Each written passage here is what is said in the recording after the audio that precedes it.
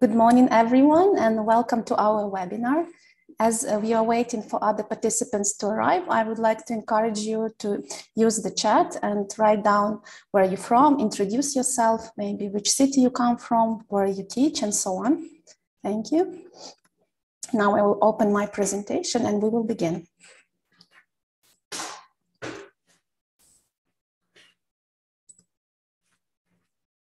So our webinar today is related to teaching and speaking.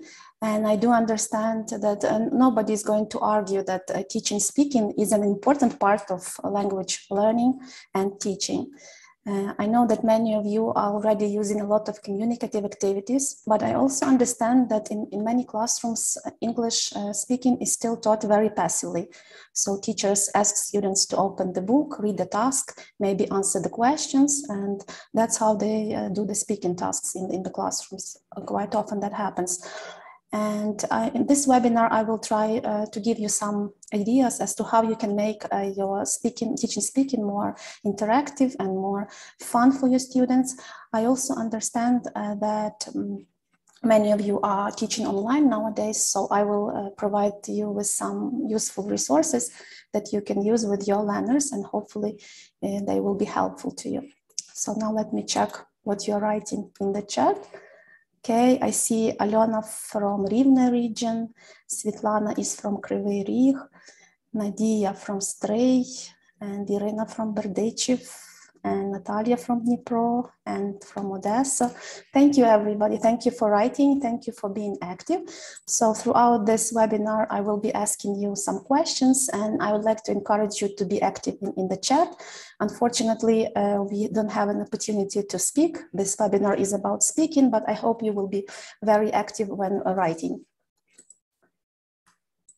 So now briefly to introduce myself, my name is Olha Tymchak and I am the ELT consultant for Libra Terra publishing house. I have also been working as an English teacher for more than 15 years and I continue to teach English, working mostly online now. I also have one additional hobby related to English language. In my free time, I'm organizing the meetings of speaking clubs in my city. So I've been doing that for about 8 years. And I'm also always looking for some new and interesting activities. And at the end of this webinar, I will share with you some of the best activities, the most effective ones, the ones that have worked for me quite well. And I hope you will be able to use them in your own classrooms. Okay, let me check the chat again. Okay, thank you everybody for joining. I see we have participants from many other cities of Ukraine. Thank you. Okay, so when you were registering for this webinar, I was asking you, what is your own problem or challenge when you teach speaking in your classrooms? And this little word cloud represents some of the answers that I have received. So many of you have mentioned that your students have problem with motivation, or that they often switch to their native language, or that they are afraid to speak English, and maybe because they have problems with pronunciation, or they have poor vocabulary, or they don't know some grammar constructions. So at this webinar, we will try to see how we can help our students with these issues through the choice of maybe stronger or different activities. And if we talk about motivation, I would like to encourage you to check out our YouTube channel, because about 2 months ago, I was doing another webinar on motivation specifically. So those of you who have problem with unmotivated students, I strongly encourage you to check it out, to subscribe to our channel. And there you will also find lots of recordings of other webinars that we have done in the past. Okay. Okay, let me check the chat. So some of you are writing that your students are making mistakes when practicing grammar. Yeah, so many of you have mentioned this problem as well when registering.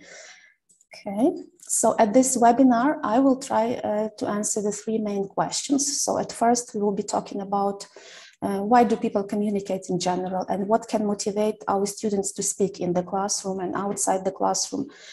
And then we'll discuss various tasks and criteria that we can use to decide whether this task will be effective or not for our students. And then at the end, I will give you some examples of successful speaking activities. You will have a chance to answer questions, but please wait with questions until the end of the session. After I finish my presentation, there will be a question and answer session. Okay, so the first question that I have to all of you is, could you please think about real life and answer this question? Why do people communicate with one another? I mean, outside the classroom in general, why do we talk to each other? What is the reason to communicate? What do you think?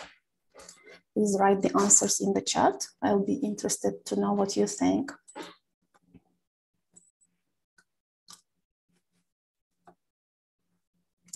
Okay, Helen is writing to exchange the information. Okay, nice. Any other reasons? Why do we talk? Why do we need communication? To establish good relations. Natalia, yes, very good, thank you. If it's about English, to improve English. Yeah, that's true. Any other reasons? Why do we talk? To get information. Svetlana, yes, of course. Any other reason? Why do people talk to each other?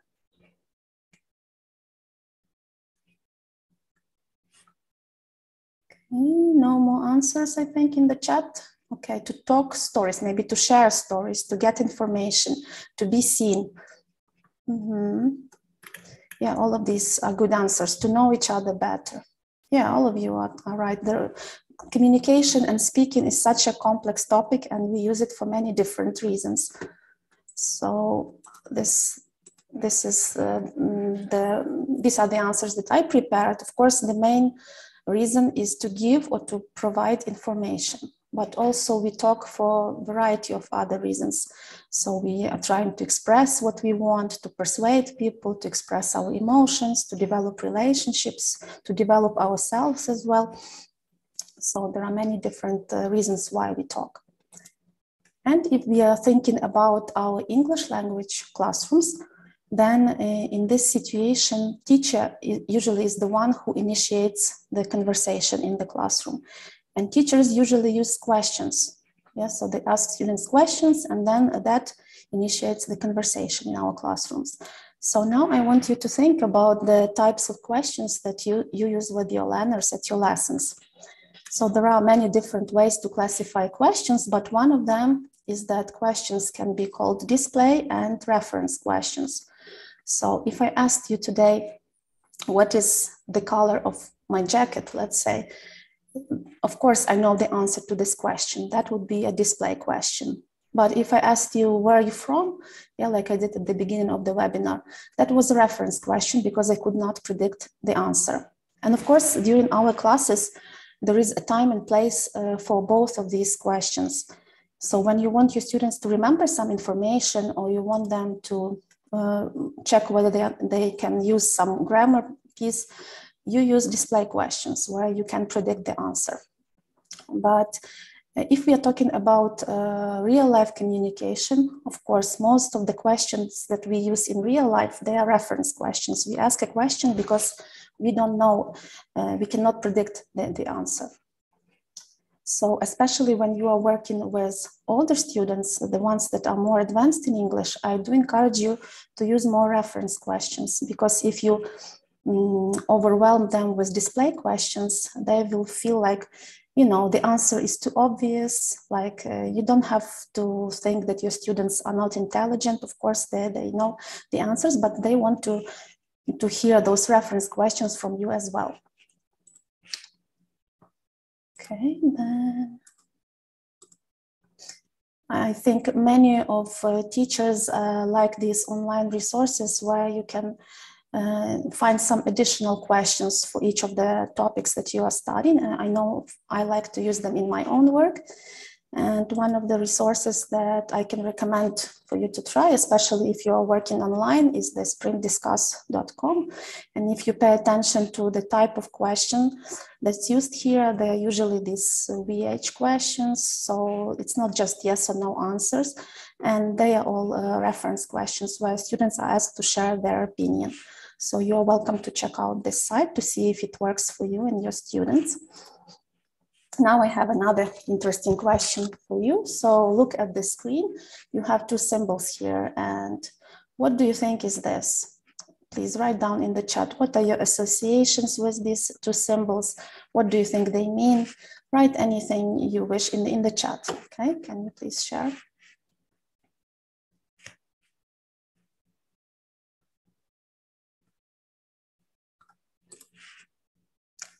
Okay, Chinese symbol, hieroglyphs, Chinese symbols. Does anybody know what they mean? Okay, if they are the symbols, what do they represent? Okay, Darina got the correct answer. Very nice. So in fact, these are Japanese symbols. And in order to say February in Japanese, they use number 2 with these two lines and the character for moon. And they do this for other months as well. So the time in Japan is closely related to these lunar phases. That's why they use it like this. Okay, somebody wrote skiing. Yeah, that's interesting. Okay, then another question related to the month of February. How do these numbers relate to the month of February? What do you think? So we have 4,1,491. What do you think? How are these numbers related to the month of February? Okay, Helen is writing 4 weeks. Alexandra, the same, maybe amount of weeks in February. Yeah, you are very close to the correct answer. But let's wait and see what do other participants think. How are these months, how are these numbers related to the month of February? Please write in the chat. Okay, Darina is writing her answer in Japanese symbols, but unfortunately I cannot read it. Darina, okay. Okay, I don't see anybody else writing, so let me share the correct answers with you.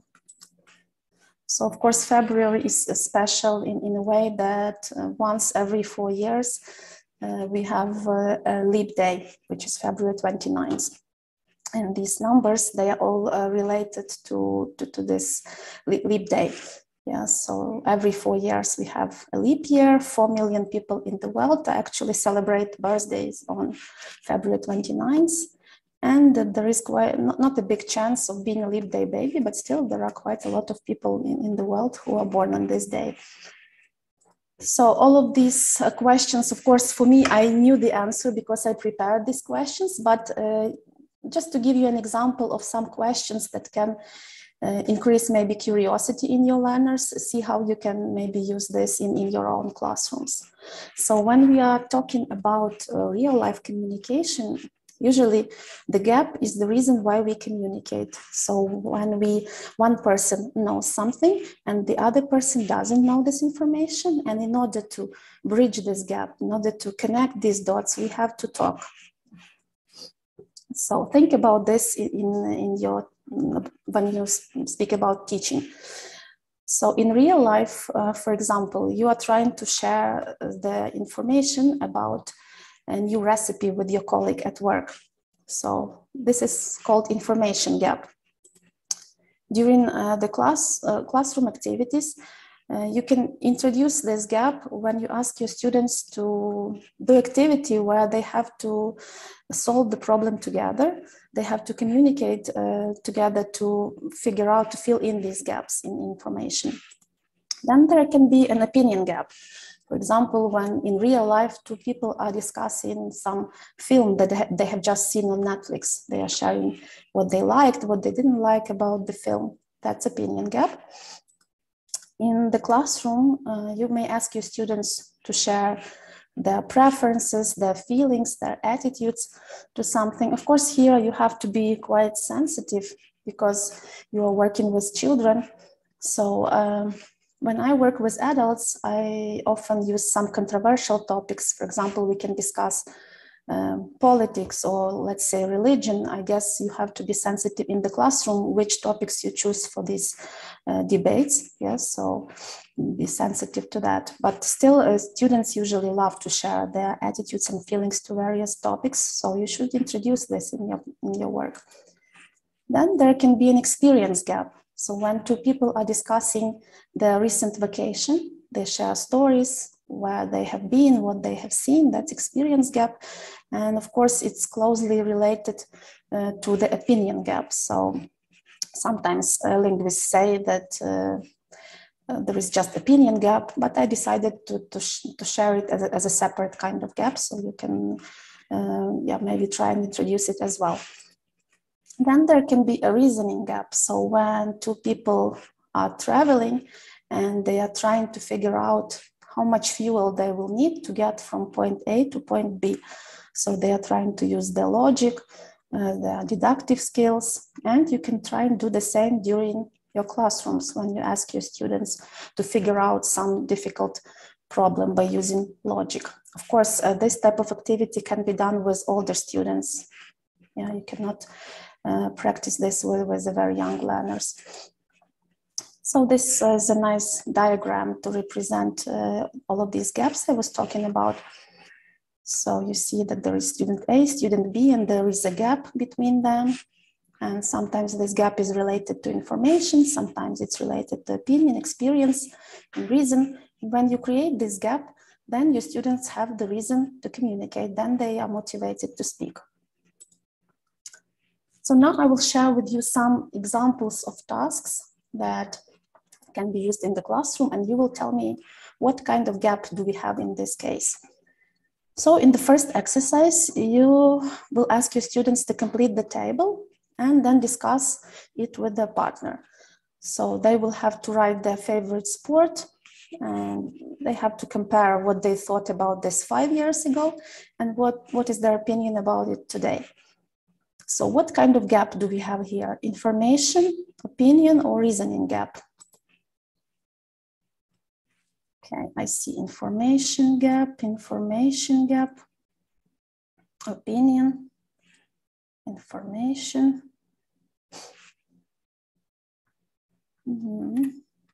So the answers are mixed. Some of you think it's information, other things it's opinion or experience. I would say it's opinion or experience because students are talking about their own preferences. And I would even say experience is probably the best answer here, because you ask them to compare what they thought and they will need to explain why is this difference. Yes, experience is the correct answer here. Okay, then the next activity is here.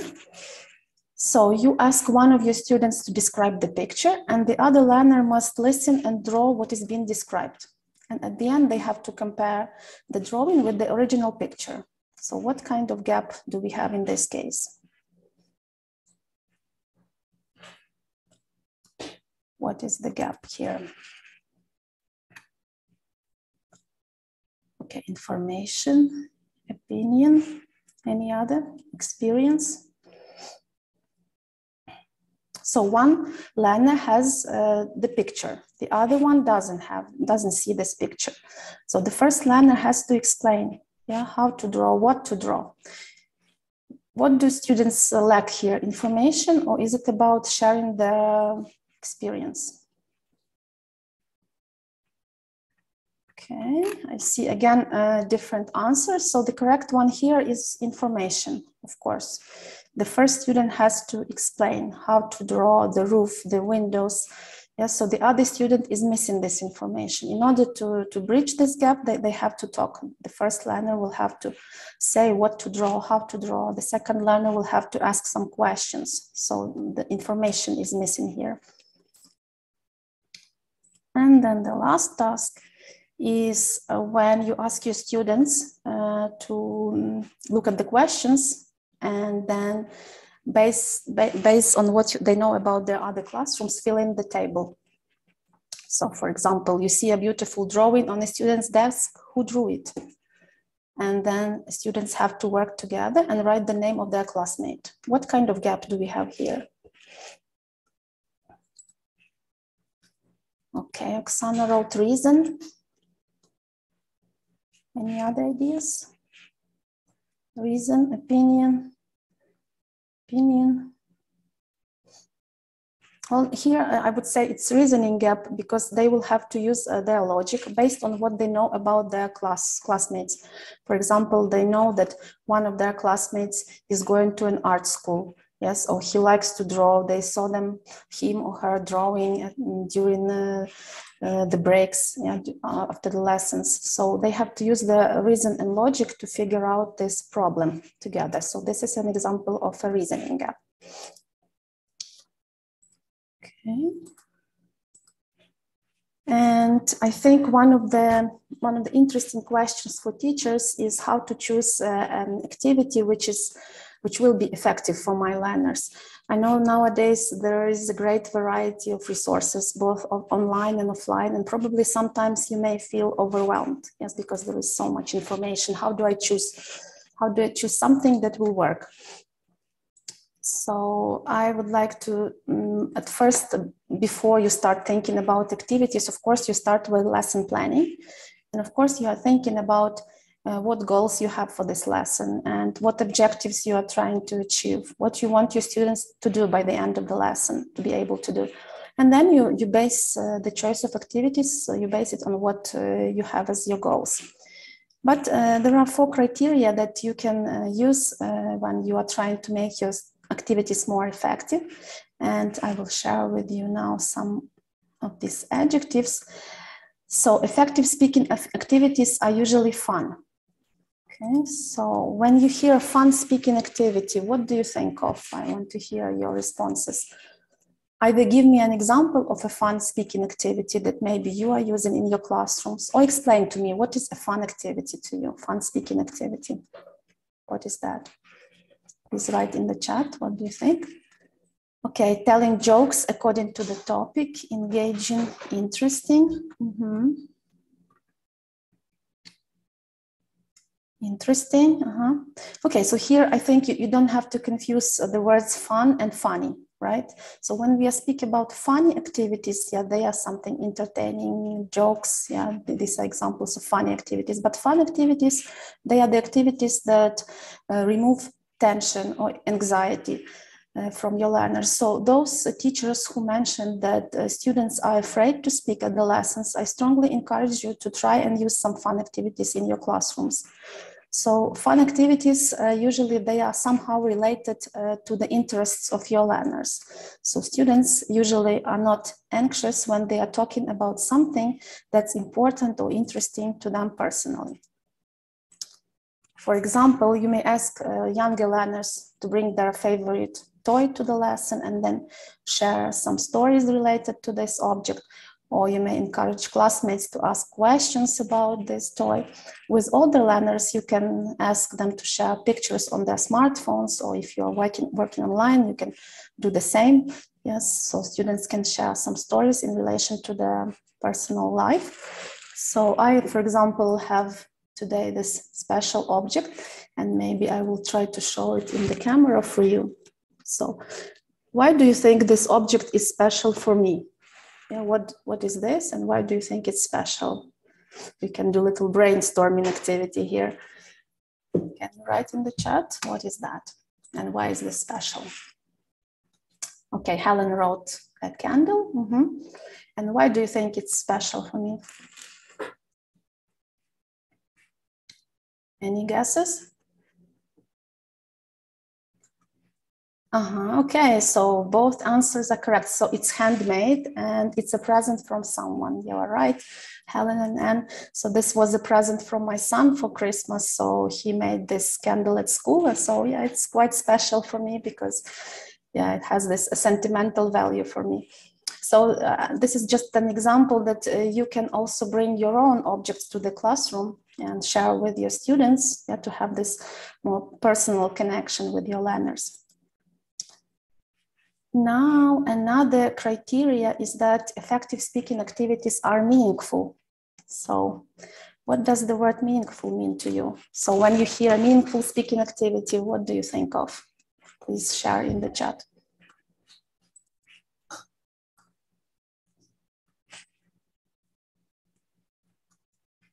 So connected with real life. Helen, very nice. Any other ideas?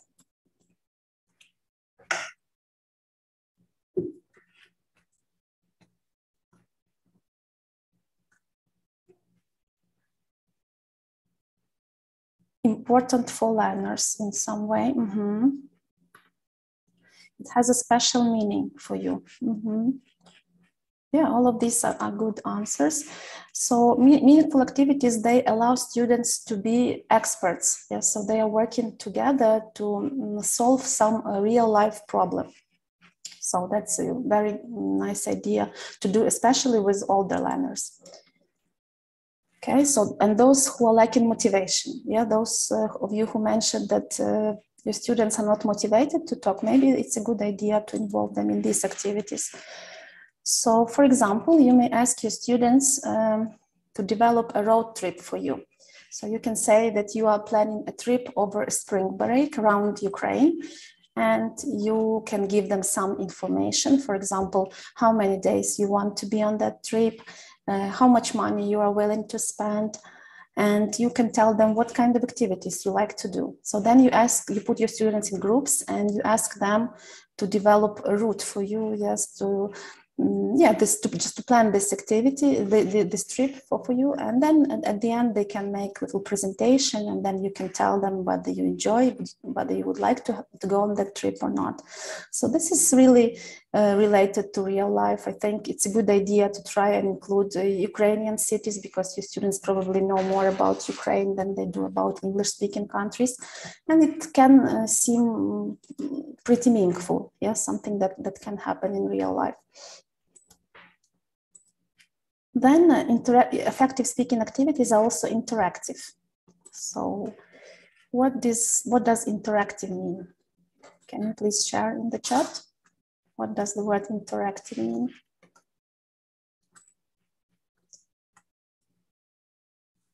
Taking part in, communication. Communication, okay, any other ideas?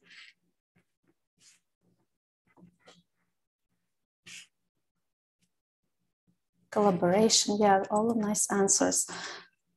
So yes, it's a shared task where again students work together to solve some problem.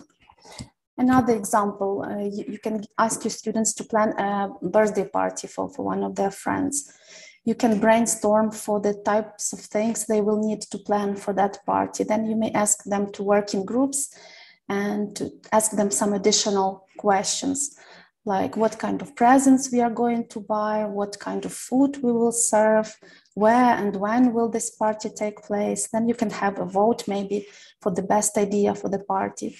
So interaction, means working together to solve some problem. And the last criteria is effective speaking activities are routine. So when you hear the word routine, what comes to your mind? Routine speaking activity, what is that?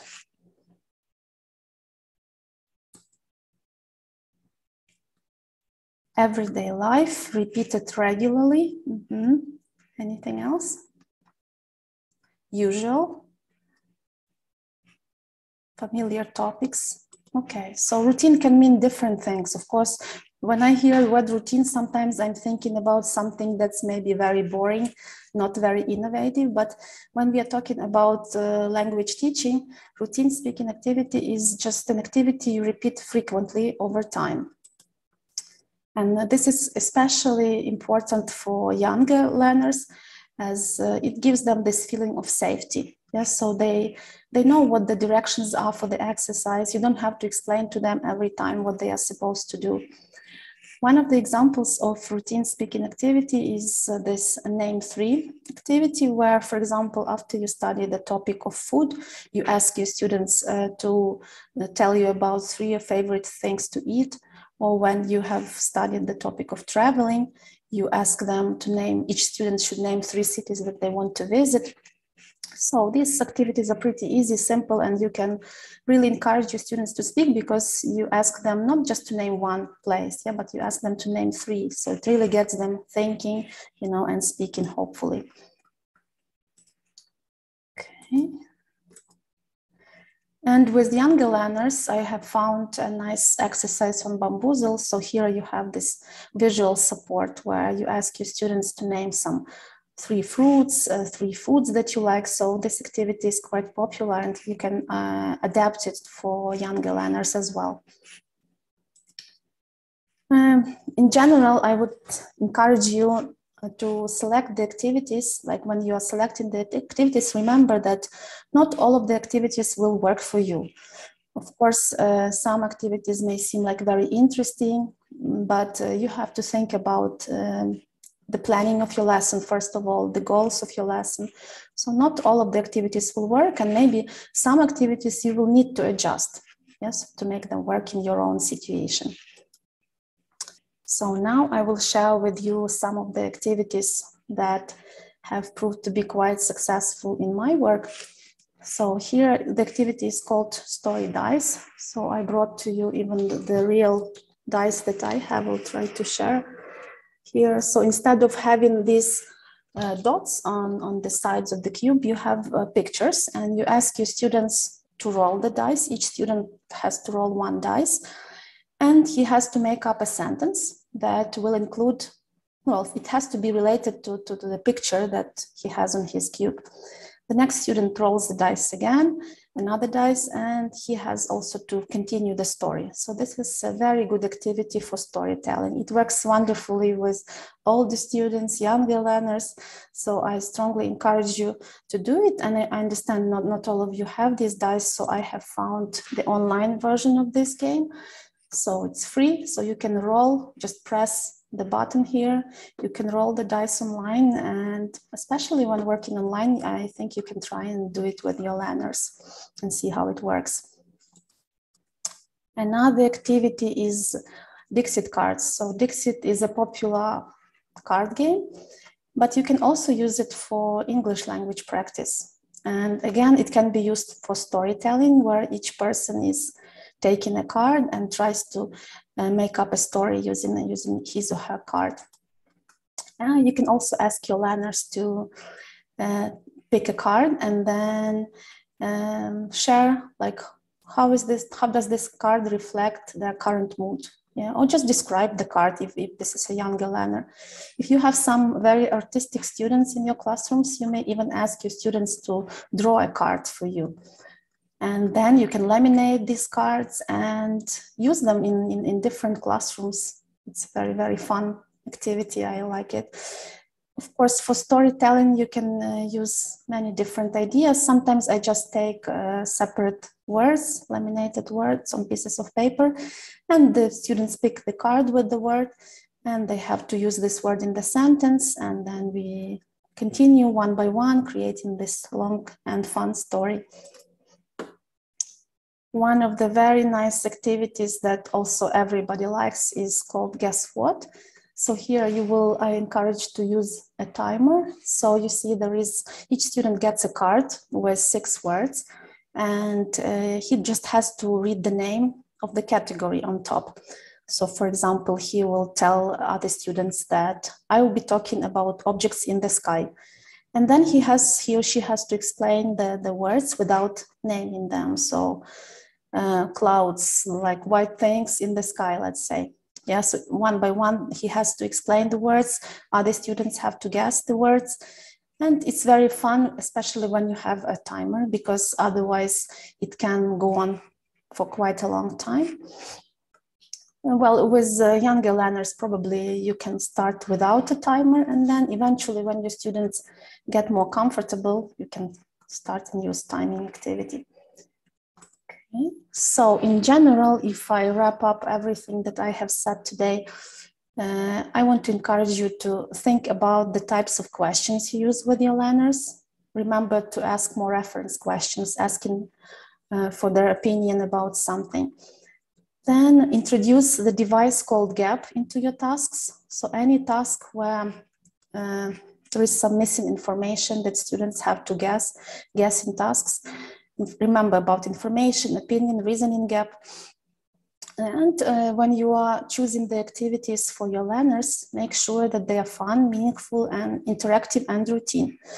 Check the activities that you're currently using, see whether they meet this criteria.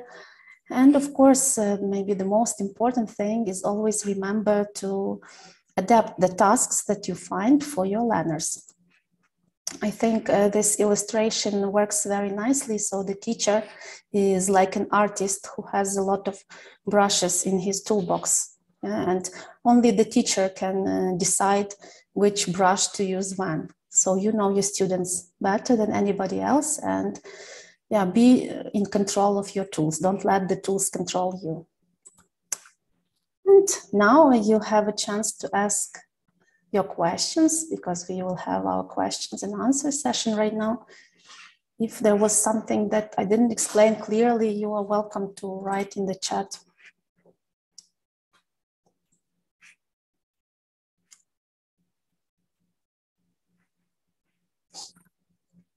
Okay.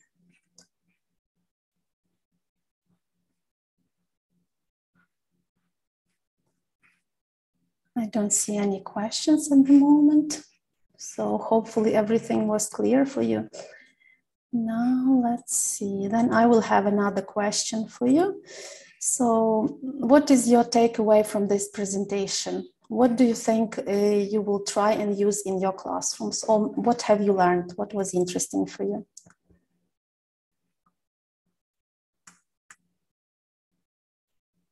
Well, there is a question about practicing grammar. I think I will do like a separate webinar, you know. So nowadays, of course, grammar can also be taught communicatively. So when I was speaking about various speaking activities, these criteria that I used, they can also be applied to grammar tasks. So think about how to make these activities fun, interactive, meaningful, and routine, right?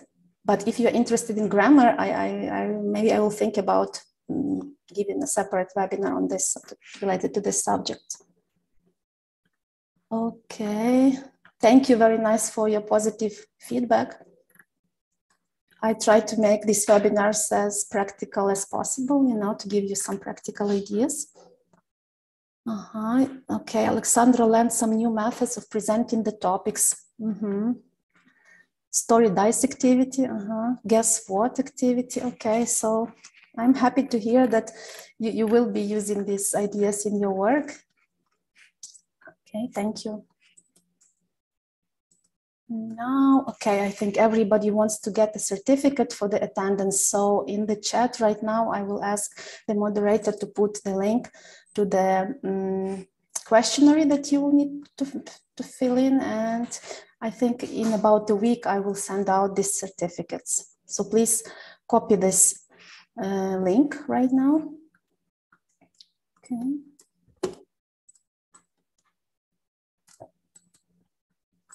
Okay, thank you for positive feedback. I think a lot of participants like the story dice activity. Yeah, I agree that it's very nice, very effective. So please copy the link to this form that you need to fill in, and I'll be happy to send the certificates to you. And with this, I would like to thank you for participation, for being so active in the chat today. And again, I would like to encourage you to subscribe to our YouTube channel and also to our Facebook page. And if you have any questions or some ideas, suggestions related to future webinars, please don't hesitate to contact me, and I'm putting the contact information here on the slide at any time.